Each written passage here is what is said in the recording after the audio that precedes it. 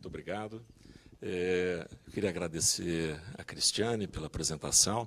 Estranhei muito o seu sotaque, porque assim, eu sou de Itu, e assim, eu falei, esse sotaque não é da região do Tietê, daquela região ali, mas está esclarecido. Gostei muito da sua apresentação, achei muito elucidativa. Eu acho, inclusive, que nós já tivemos algumas experiências no Estado de privilegiar, assim, com ações voltadas à gestão para municípios de baixo IDH.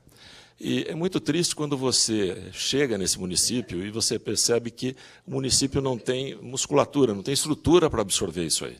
Então, essa é uma iniciativa que eu achei muito bacana, assim, que vale a pena imitar. Muito legal. Bom, Luciana, muito bacana.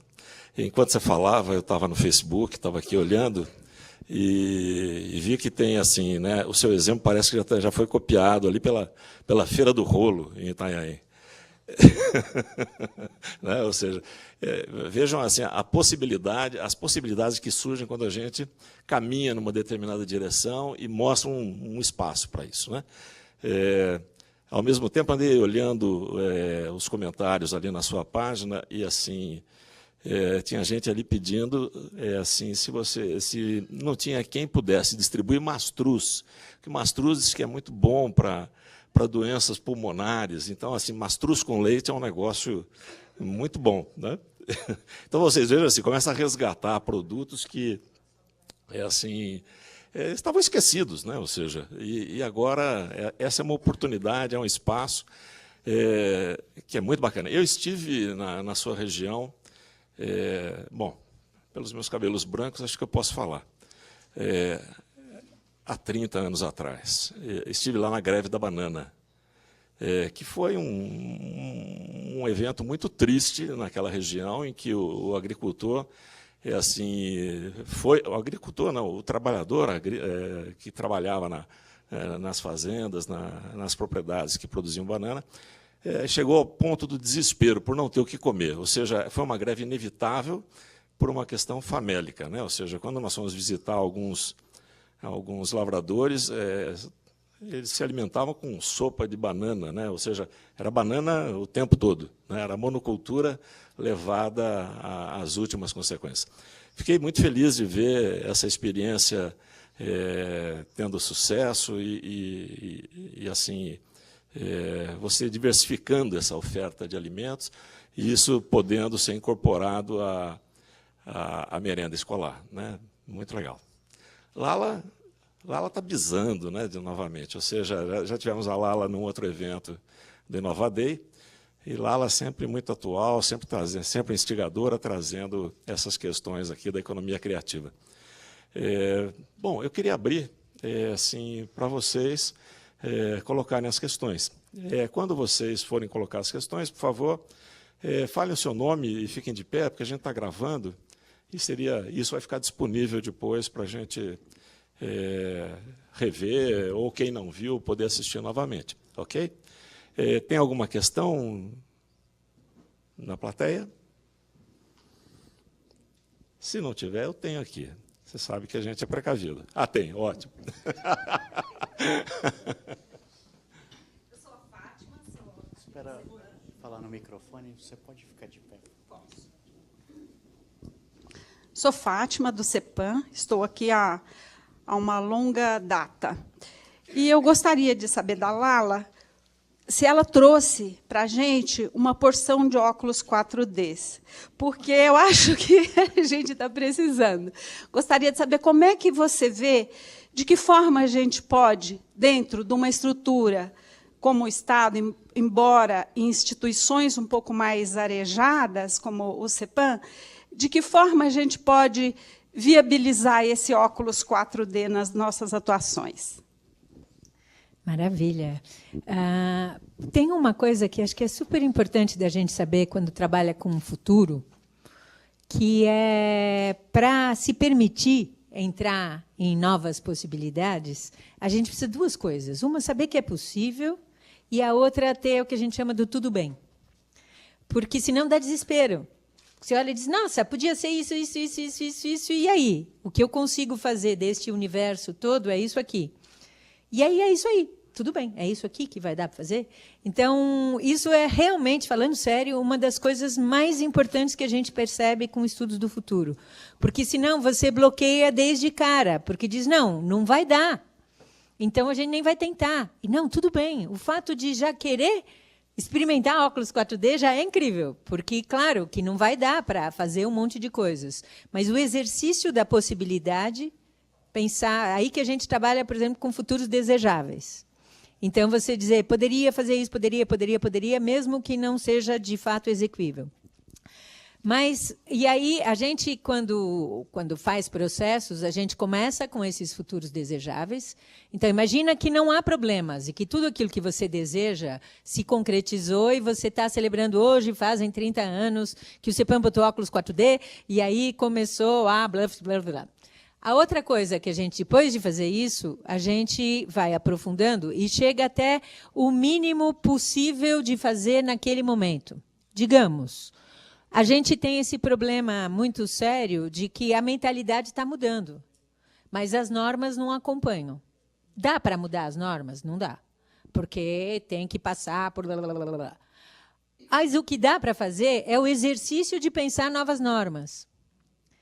E de ofertar, e dizer, olha, se algum dia alguém quiser saber o que poderia ser uma outra licitação, o que poderia não sei o quê, aqui tem um exercício. Porque em futuro a gente trabalha assim, com simulação. Então, a primeira coisa é o exercício da simulação. Porque a partir da simulação vai ampliando. E depois ver qual é o mínimo produto viável, né? Qual é a menor coisa que a gente pode fazer. Será que nós podemos fazer um 4D entre nós? Se não dá para fazer para fora, dá para fazer dentro? E indo assim. Agora, eu estou à disposição.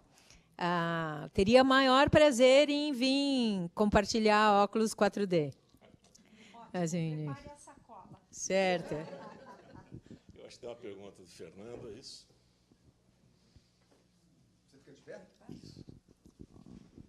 Bom, na linha disso que a Lala colocou, meu nome é Fernando, sou funcionário aqui do CEPAM, e, enfim, eu queria saber das duas experiências municipais, uma coisa que a Lala falou na apresentação e depois agora reforçou nessa resposta, que é essa questão de como que a coisa começou a andar. Como que essa ideia que vocês tiveram e que acabou sendo, ou está sendo, tendo muito bons resultados, ela acabou sendo um objetivo. E tendo um objetivo claro e uma coisa que as pessoas acreditam, e isso foi colocado, os obstáculos são logo... como que é? Obstáculo é? Superado.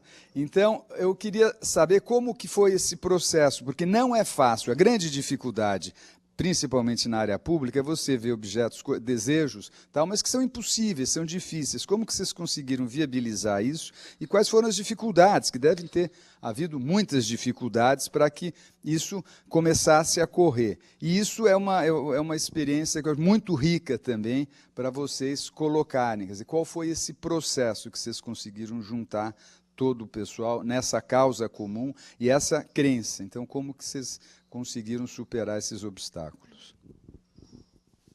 Bom, isso é uma pergunta extremamente importante, porque a gente realmente passa em todos os níveis, né, de gestão, seja municipal, estadual, a gente passa por esses entraves mesmo. Eu acho que a primeira coisa se chama paixão, como a Lala falou, né? Ter paixão e acreditar. Quando a gente vai a um secretário municipal com paixão, acreditando naquilo que a gente está vendo, porque o técnico ele tem que ter esse 4D, aí, esse óculos, para enxergar naquilo que ele se qualifica, né? Então, à medida em que eu me coloquei como gestora de segurança alimentar, eu tive que investigar todas as pontas desse fio. Então, a gente passa também pelo convencimento em outros setores do município. Então, a Secretaria de Desenvolvimento Econômico tem que entender que é um comércio diferenciado, né? E que não pode exigir desse público-alvo as mesmas coisas que ele exigiria de um comerciante regular e que não seja pronafiano, que é o nosso eleito. A gente tem que entender, fazer com que a agricultura entenda que o papel de extensão tem que ser um pouco mais apurado, porque até então não vinha dando resultados, e que a gente estava apontando que eles viessem com a gente no mesmo intuito, porque sem a parceria de um técnico dentro do campo, o projeto já nasceria morto. E daí por diante, até chegar no prefeito e colocar para o prefeito, assim, a ideia é boa, a ideia vai trazer subsídios para essa população voltar ao convívio social político do município, quer dizer, fazer com que todos os parceiros enxerguem a meta final, aquilo que só você, no seu conceito enquanto mentora desse projeto, porque a gente, quando faz um projeto, acho que ela vai concordar comigo, a gente sonha na frente, a gente olha para frente. E nem todo mundo que está à nossa volta, dentro da estrutura pública, consegue sonhar com a gente. E, nesse momento, eles começam a colocar obstáculos dentro da estrutura que lhe são familiares. A 866, que ela citou aqui, foi uma coisa que eu tive que lutar anos contra ela dentro do município para fazê-los entender que a chamada pública desse público que iria fornecer agora com qualidade para a merenda escolar, não precisava se submeter a uma licitação. Então, para a gente ficar entendendo, para eles começarem a entender o que era uma chamada pública e uma licitação, eu demorei meses a adquirir alguns inimigos, depois viraram meus amigos, né, de novo, quando viram que a coisa estava certa. Então, é nesse sentido, Fernando, eu acho que a gente tem que fazer o papel. Eu tenho um amigo muito importante da minha rede sociotécnica, que ele sempre coloca isso. Todo grupo sociotécnico tem que ter um animador, que é assim que a gente se coloca. Assim, né? Então, ele é um animador do nosso grupo, eu sou animadora da segurança alimentar, e eu fazendo isso, o grupo que veio comigo dos agricultores, que vieram comigo e acreditaram comigo, que era, né, um segundo passo importante também, é que fez com que isso fosse para frente, que a gente fosse quebrando esses paradigmas. À medida que eles entenderam que, para eles terem sucesso, eles teriam que vir comigo numa nova direção, parar de só plantar banana, parar de só vender a preço de banana, com perdão do trocadilho, porque muita caixa ficava, nem valia a pena, isso são palavras de agricultores, não vale a pena vender, é melhor pegar a caixa de banana e jogar fora, se ficasse do jeito que estava.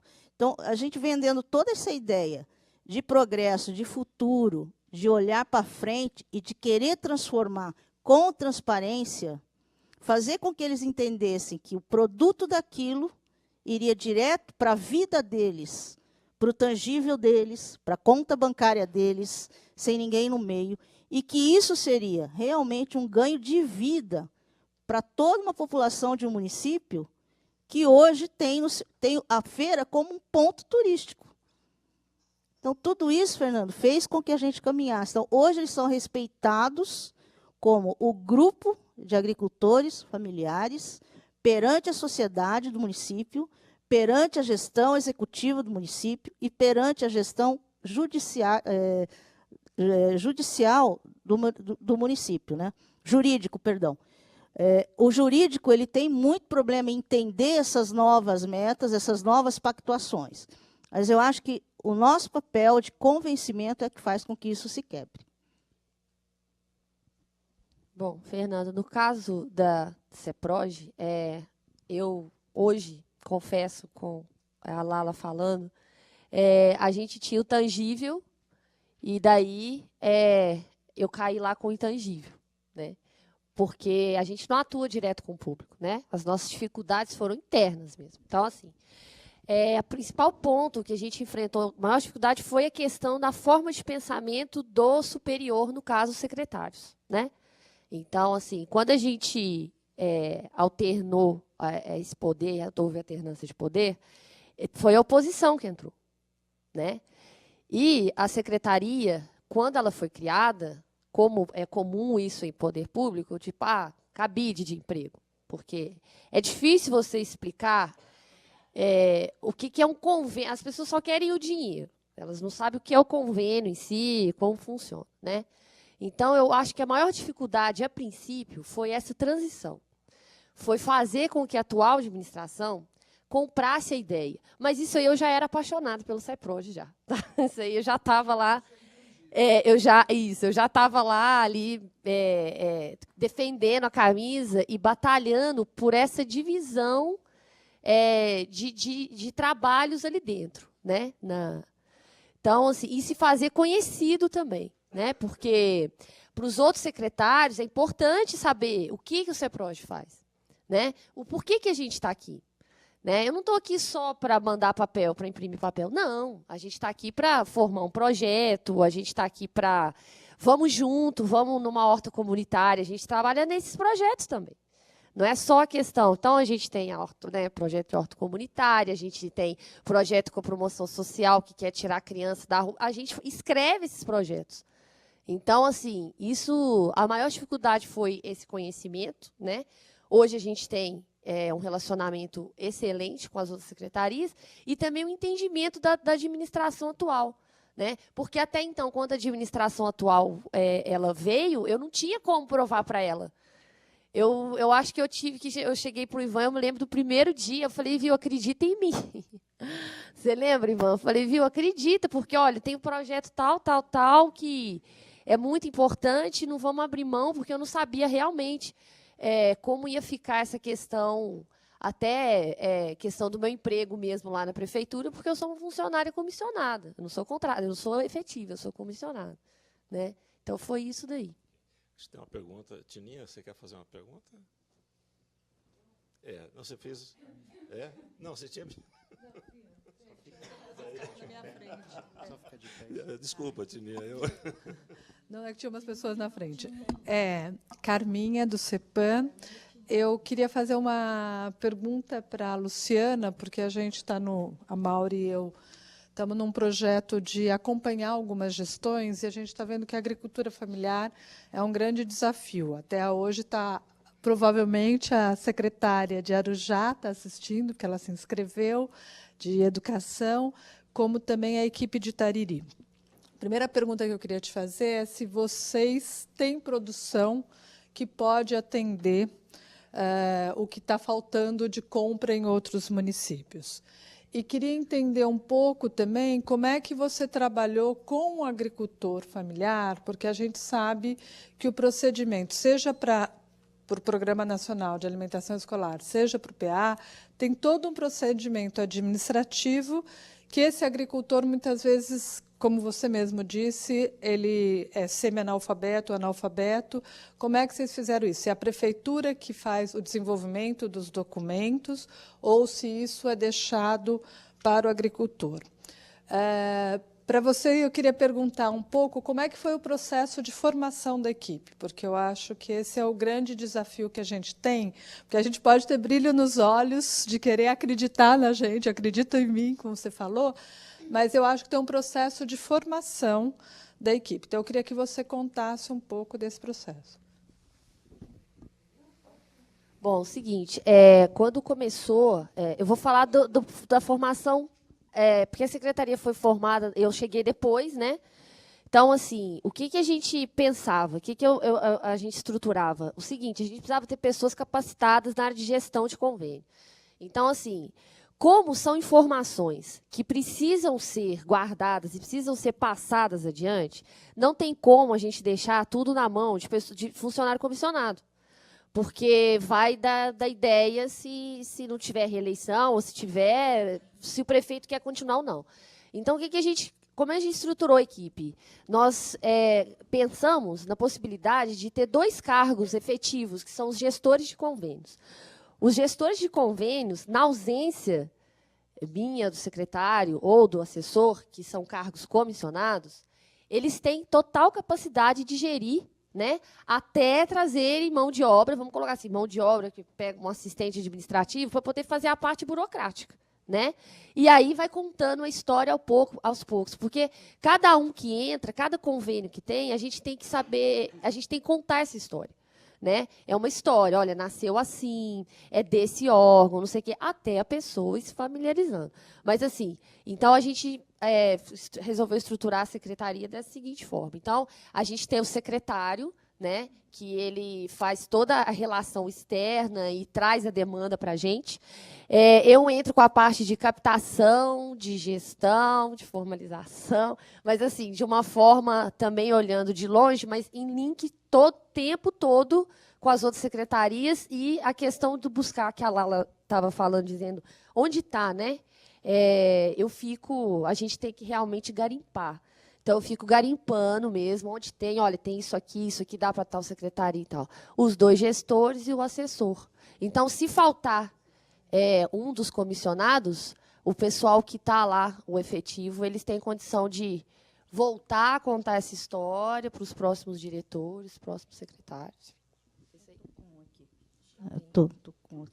Bom, para eu responder essa pergunta sua, eu vou ter que falar uma coisinha antes.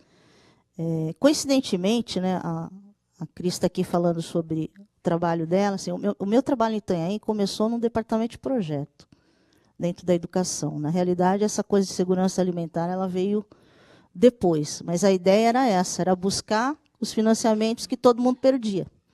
E isso é uma máxima que os municípios têm que trabalhar mesmo.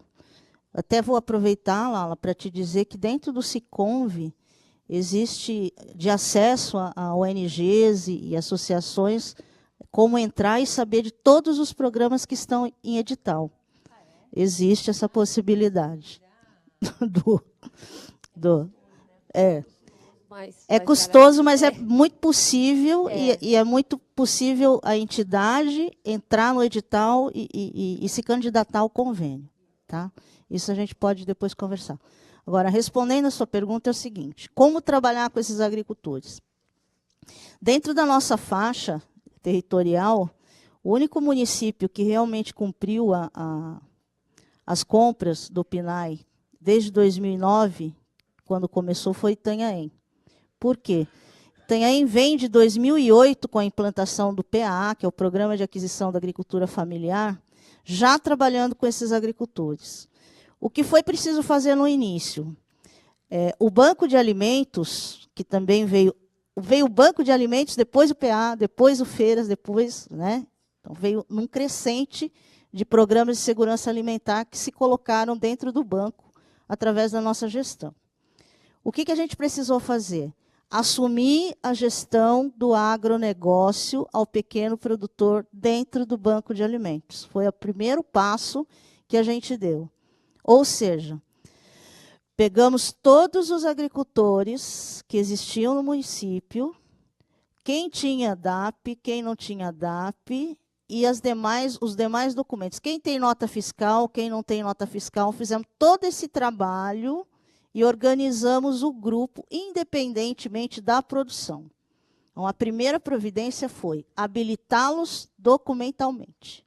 E a gente descobriu que muitos deles não tinham nem DAP, nem nota fiscal, não sabiam, e isso era um entrave para se vender ao comércio local, inclusive, que com nota fiscal eles passaram a vender para o comércio local. Então, a primeira parte, organizar documentalmente, a gente tomou para nós o trabalho, porque a gente tinha necessidade de organizar o grupo. Isso pode ser feito por uma associação de produtores? Pode. Isso pode ser feito por uma colônia de pescadores? Pode. Mas a gente tomou essa iniciativa porque, da mesma forma que a zona rural estava estagnada, as instituições que as representavam também estavam. Né? Com esse movimento, a Associação dos Produtores começou a se movimentar e veio junto com a gente. A partir daí, nós já começamos com a primeira parceria, que é extremamente importante, que é da Associação dos Agricultores Familiares do município, que viram a possibilidade de reacender o trabalho social e financeiro a qual eles se propuseram enquanto associação. A partir desse momento, a gente conseguiu credenciá-los para entrar e se habilitar nos programas institucionais de compra. Agora, como chegar no PNAE? O PNAE ele é um processo diferente, né, de um PAA. Ele vem atrelado a um grupo gestor de ministério superior, que lá decidem, né, toda a logística disso. Então, junta-se o MDS, o MDA, o MPA, o FNDE, e resolvem como vai ser a dinâmica do PNAE. E mandam uma resolução para a gente. Só que essa resolução ela também segue o PAA e diz para nós que esses agricultores estão numa faixa diferenciada de uma 866 e daí por diante. É preciso que os departamentos financeiros dos municípios entendam a resolução. Eles não só leiam a resolução, mas eles entendam a resolução. Toda vez que eu vou a algum município falar sobre essas compras, eu esbarro no jurídico alheio também e faço mais novos inimigos. Porque a resolução é clara. Ela diz que aquela compra de, no mínimo, 30% é direcionada à produção da agricultura familiar, quilombolas, indígenas, pescadores artesanais. E que, em se tratando de um grupo desse naipe, eles não estão sujeitos à mesma legislação comercial do resto do país. Então, visto que eles não precisam de licitação, eles só precisam de uma chamada, tem alguns privilégios no sentido de serem locais, depois regionais, depois estaduais, depois âmbito país. Mas que eles podem também, através desse recurso, garantir condições de sanidade desse produto? Sim. É difícil de um setor entender isso, que dentro do PNAE cabe a compra de uma caixa branca para que esse alimento não chegue na cozinha da escola em condições não ideais? Cabe. Eles não entendem, mas cabe. Está na resolução. Existe na resolução a possibilidade de que esse agricultor agregue um recurso na questão logística quando o próprio município diz que quer entrega ponto a ponto nas escolas? Sim, está dentro da resolução. Então, perdão. Então, encurtando a ideia, assim, existe todo esse trabalho que tem que ser feito de entender a resolução, de capacitar, né, habilitar. E outra coisa que você perguntou em relação a Itanhaém, se nós temos alimentos para fornecer, sim, porque o trabalho que a gente fez acabou redundando de uma coisa. Hoje a gente tem menos dinheiro e mais produto. Então, na realidade, a gente está já contribuindo com o PNAE de Peruíbe e o PNAE do Guarujá. Então, o produto a gente tem sim. Tá. Carlos. Carlos Cepan, queria falar para a Cristiane. Uma das questões que eu acho bastante importante para o prefeito, para o município, é a questão de pensar o desenvolvimento futuro, quer dizer, num dado espaço de tempo onde eu quero estar, como eu quero chegar lá. Nesse sentido, como que ocorre a atuação de vocês na captação desses projetos? São projetos visando ao atingimento desse futuro ou do que existe realmente, como você utiliza a palavra, garimpar do que existe atualmente nos vários ministérios ou secretarias? Quando veio o governo, o prefeito, ele trabalha com o plano de governo dele, né? Então, lá dentro tem as obras que ele já imagina para todas as áreas. É claro que, às vezes, aparece algum programa, porque o CEPROGE, a gente não trabalha direto com o programa, a gente trabalha com o projeto e convênio, né? O programa como esse da merenda, a gente até dá uma pincelada, mas só de curioso, mas a gente não trabalha com isso. Então, por exemplo, o prefeito, ele faz uma reunião com os secretários e ele decide, de acordo com o plano de governo dele, qual rumo ele quer tomar. Então, por exemplo, se ele chega e fala, olha, eu quero construir aqui, tem um bairro nosso, Pinhalzinho, está precisando de UBS aqui. Então, o que a gente faz? A gente já vai atrás da captação para o BS do Pinhalzinho, né? Quando isso já vem, encaixa no plano de governo dele, né? Mas, assim, a gente... porque senão a gente cai no que a gente não quer que aconteça lá na secretaria, que é assim, é ficar com um elefante branco. A gente tem algumas obras aí, por exemplo, a gente sabe que a Secretaria de Pessoa com Deficiência aqui do Estado de São Paulo já tem verba sobrando assim, para construir uma quadra para a desportiva. É um empreendimento gigantesco. O dinheiro está ali. Isso foi uma garimpada que a gente fez. E nós fizemos o projeto, mas assim, hoje eu vejo que a gente sabe que é com os erros que a gente aprende, né? Porque foi uma perda de tempo, por enquanto. Por quê? Porque outras prioridades estavam. Então, nós fizemos todo o projeto arquitetônico, projeto hidráulico, elétrico, tive com o pessoal aqui em Brasília, encontrei com eles em Brasília, e aí falou, nosso projeto está perfeito, mas a gente não tem demanda ainda. Porque aí parte para outro processo, que é vamos conversar com Campinas, com Piracicaba, vamos levar os times, né, paralímpicos para treinarem lá, enfim. Mas, então, vai mais ou menos por aí. Então, a gente vai pelo o programa de governo e atrás disso, né, e batalhando com o deputado e os vereadores junto ao deputado e os prefeitos. Ok. É difícil coordenar 3 mulheres. Vocês não imaginam o quanto. Eu tenho uma pergunta para a Lala. Chegaram algumas questões aqui pela web. Eu vou até nominá-lo, é o Paulo Mendonça, que ele fala sobre, ele imagina que a chave para a economia criativa esteja na educação, né? Porém, assim, quando você olha a educação, o modelo que nós temos é um modelo ainda industrial. Apesar de a gente estar falando de tangível, ainda é um modelo industrial. Então, ele pede para você comentar de como seria essa educação para essa nova economia.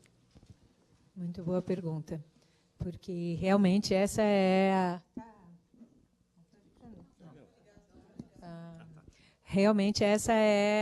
a questão, porque a gente tem o conhecimento atual é todo compartimentado. E o que precisa para poder ativar esse tipo de processo são pessoas com um perfil transdisciplinar total.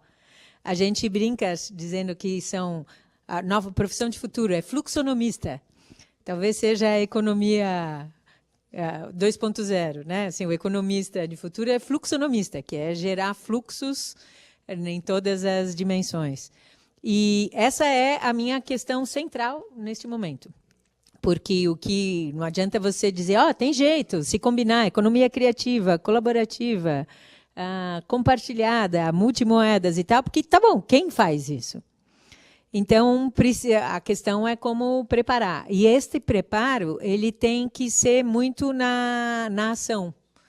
Então, eu, no momento, estou dando uma pós sobre isso em Curitiba, mas o que eu acho que seria interessante seria fazer coisas junto com incubadoras de negócios, porque o aprendizado tem que ser todo na prática. E então você tem um projeto e à medida que tem os projetos distintos, porque as coisas só funcionam com um ecossistema diverso. Então, respondendo melhor, inclusive, a tua pergunta sobre como coloca óculos 4D, e que também acho que responde um pouco à questão da formação, primeiro seria na ação.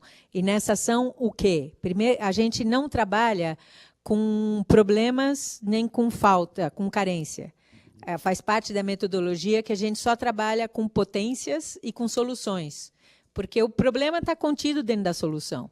E porque você mapear carências não resolve nada, porque um buraco mais 2 buracos, mais 1 milhão de buracos é só buraco. Daí, como que a gente trabalha, então, com essas potências? Primeira coisa, para treinar o olhar 4D, é ver o que existe de recursos 4D disponíveis. Eu lembro uma vez em Moçambique que tinha uma moça de moda falando, eu não tenho nada. Aí ela me deu o livro dela e o prefácio era da primeira-dama do país. Eu falei, ok, recurso social importantíssimo, a primeira-dama do país. Então, a gente mapeia recursos 4D, a gente vê qual é o ecossistema, que esse é um problema seríssimo, que é fruto da visão setorial, que é você ficar entre pares. E entre pares você não gera fluxo, porque todo mundo tem e precisa a mesma coisa.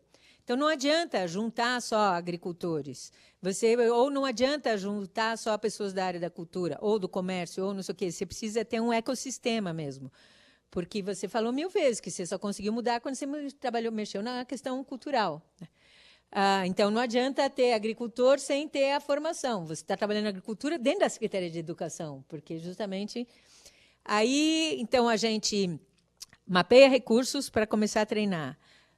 Ver o ecossistema e, em geral, ver que o ecossistema é falho. É um ecossistema monocultura também. Que não. Depois, a gente começa a desenhar os processos pensando em objetivos nas 4Ds, porque se você não tem os processos que são longevos, é porque eles têm objetivos nas 4 dimensões. Porque ter só como objetivo o financeiro, ou a questão política, ou a questão ambiental, não resolve, tem que ser junto. E, finalmente, a gente cria linhas de ação, que também tem que atender às 4Ds. Eu tenho um exemplo, um dos colaboratórios mais avançados que tem é em Chascomús, na Argentina. E que há 4 anos eles fazem tudo com recursos, resultados, né, com essas. E eles notaram que eles não tinham muitas linhas de ação no ambiental. Então, um dos projetos deles é de ativar a cidade através de um festival de teatro para crianças. E eles criaram, então, uma oficina que usa o lixo produzido no festival, dada pelos artistas que vêm para o festival, nas praças, com as crianças da escola.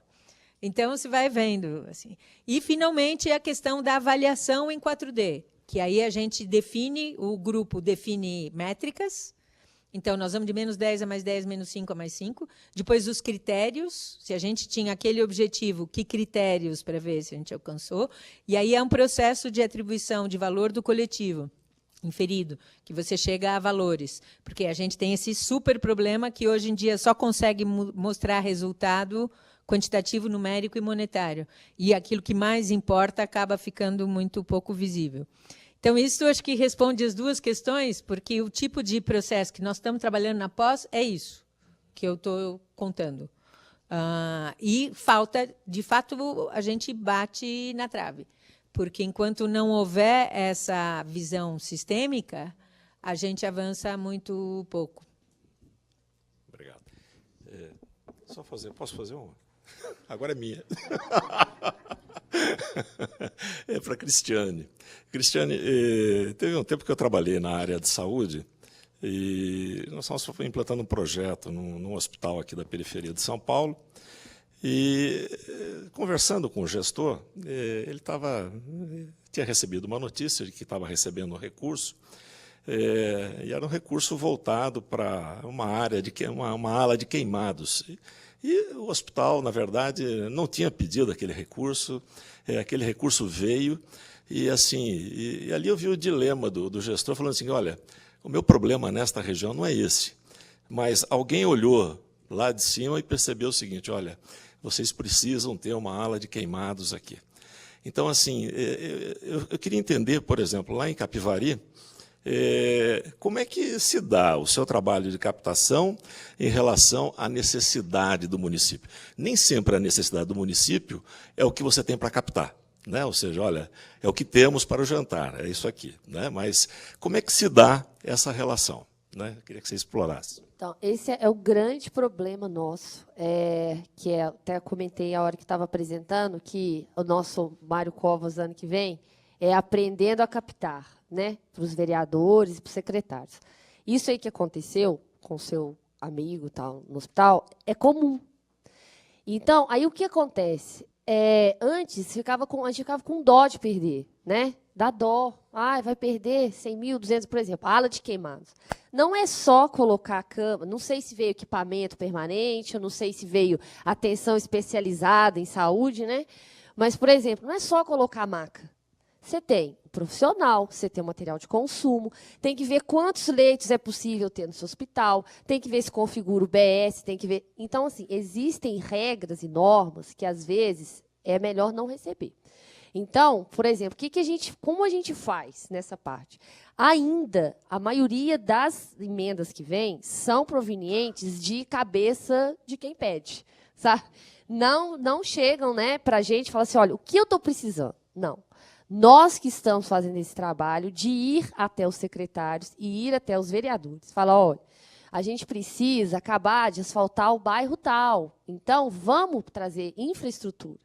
Olha, a gente está precisando na área da saúde, a gente precisa comprar equipamento. Não pede reforma e ampliação, porque eu não posso ter. Eu não posso mais ter reforma em Capivari e ampliação, porque, de acordo com o governo federal, né, eu já reformei e já ampliei tudo que eu podia. Ou eu posso construir... Então, assim, não peça carro para essa... Então, assim, o que a gente está fazendo esse trabalho de conscientizar o que a gente precisa através do banco de projetos que nós estamos montando. Mas elefante branco tem todo dia. Okay. Nós tivemos até recentemente, não sei se vocês viram, um prefeito do interior fechando uma maternidade e equipando o município com uma ambulância UTI, porque assim, ele foi orientar, ele analisou a questão e falou o seguinte: 7 partos por ano não justifica ter uma equipe capacitada nesse hospital, é preferível contribuir para um hospital de uma cidade maior e fazer com que eu leve essas parturientes para lá. Ou seja, às vezes, o recurso por si só ele tem um efeito perverso, ou seja, como é que eu mantenho isso aí, né? Acho que tem uma questão. Flávio? Tá, e depois?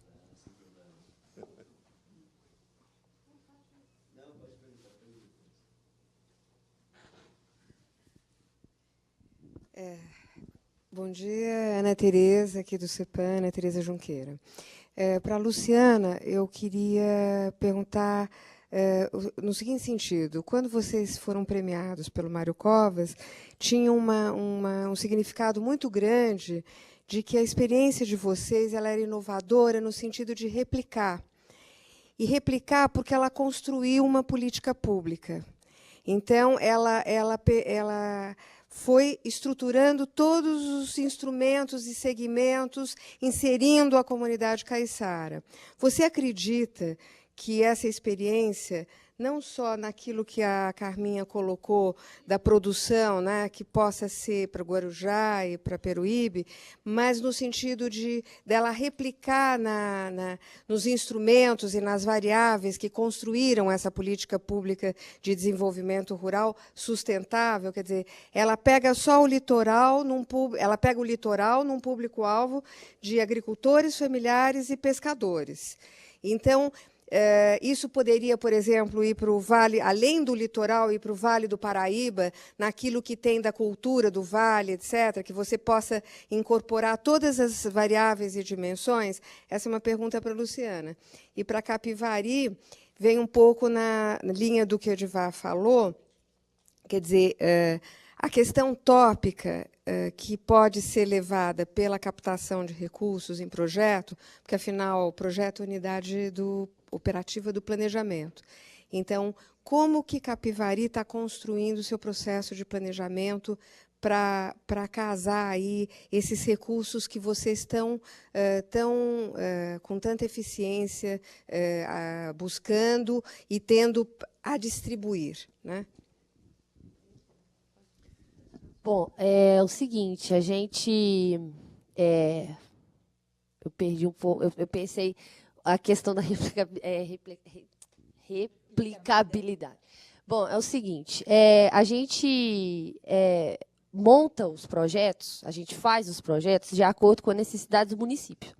E essa necessidade ela é descoberta através de pesquisa feita no próprio município, né? Então, assim, a administração atual, ela tem esses dados em mãos, né? Ele se preocupa com isso, porque não adianta eu achar que a minha rua precisa de asfalto se eu não vou até a periferia de Capivari, eu não vou nos bairros mais pobres. E também não adianta achar que é só a periferia de Capivari que precisa de recurso, porque o centro da cidade também precisa de recurso, né? O centro da cidade também produz lixo, até em maior quantidade, né? O centro da cidade também precisa de ter o esgoto, a captação de água pluvial, por exemplo, em ordem e tudo. Então, assim, o que a gente faz? A gente escreve os projetos baseados nas necessidades que são apresentadas para a gente em dados estatísticos que são colhidos no próprio município. Isso também, através de o site da prefeitura é procurado, a ouvidoria é procurada. Então, iluminação pública que a gente trabalha também. A iluminação pública, a gente vai onde está o problema, mas é baseado, a gente pega esses projetos assim.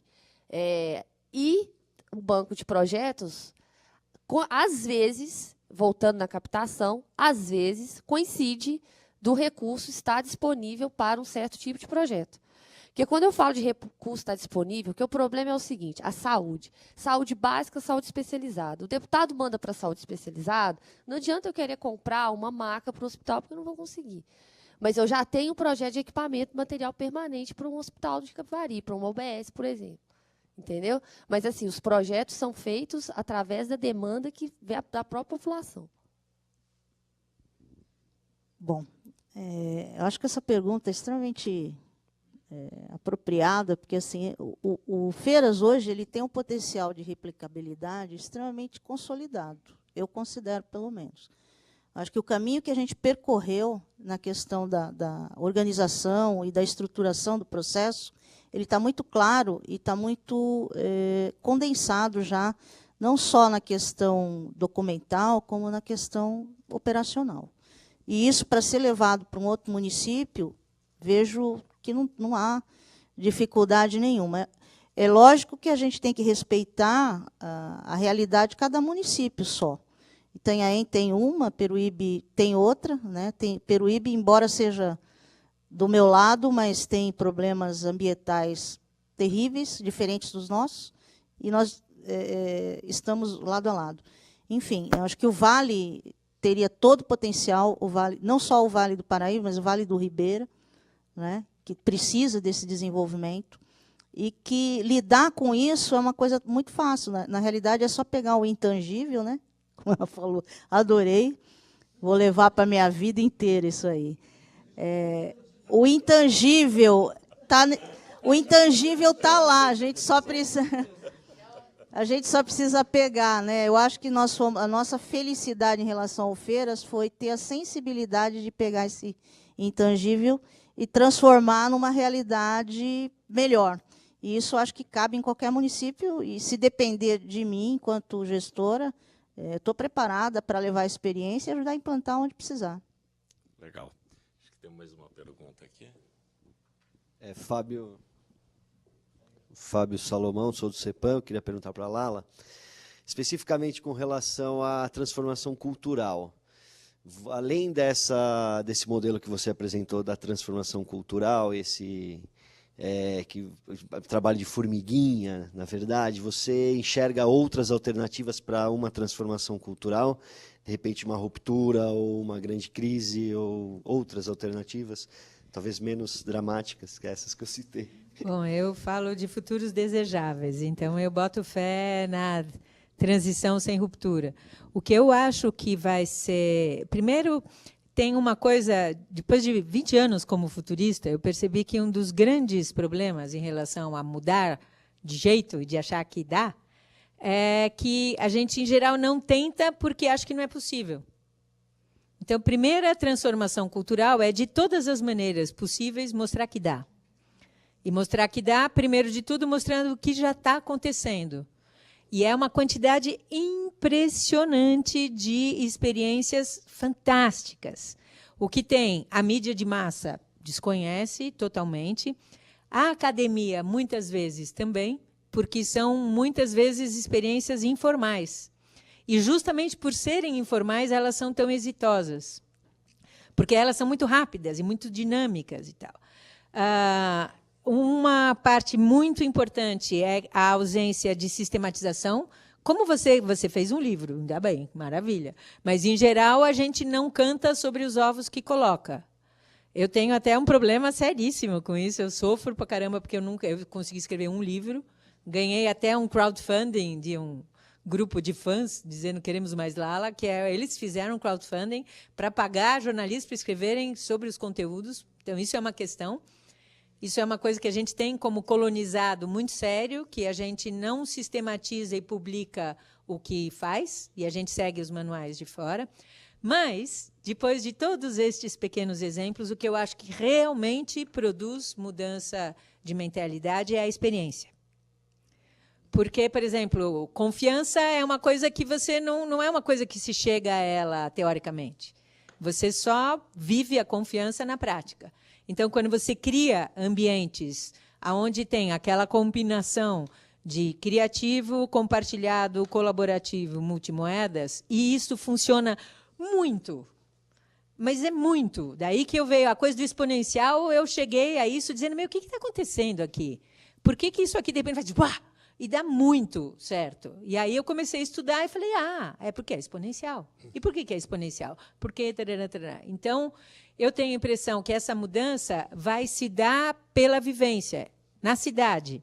Quanto mais a gente facilitar, divulgar, tornar público, etc., todas as microexperiências que tem de cogestão, mais a gente vai mostrar que isso é possível. Então, é pela prática. E pela percepção de que é um outro modelo, porque a gente está muito treinado ao macro. Né, o problema é macro, então a solução tem que ser macro. Mas não, o problema é macro e a solução vai ser um montão de micrinhas conectadas. E isso é que é muito legal, porque uma macro solução, você fala, uau, caramba, não dou conta. Mas um montão de micrinhas, sim. Então, em suma, para mudar como? No fazer, no experimentar. Porque aí a coisa vai.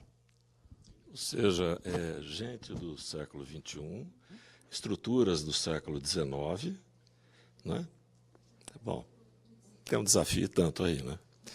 É isso, mas como a gente é do século XXI, e nós queremos, né? Nós não queremos? Vamos aí, nem que seja pequenininho, porque é uma semente, depois vai ampliando. Perfeito.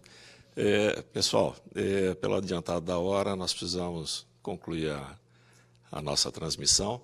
Eu queria agradecer a Cristiane por apresentar aqui a sua vivência, a sua história. Queria agradecer a Luciana também por trazer essa experiência aí da feira em Itanhaém. E a Lala, né, Lala? Obrigado pela... Dá um toque. Se alguém quiser, como dá para baixar o livro, etc., tem aqui o site onde tem mais material, etc. Pega comigo o cartão. Ok.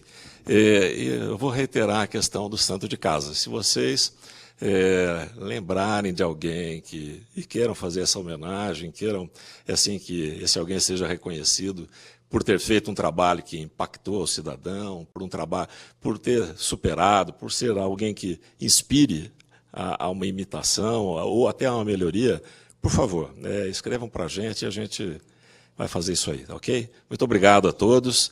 Até o próximo Nova Day.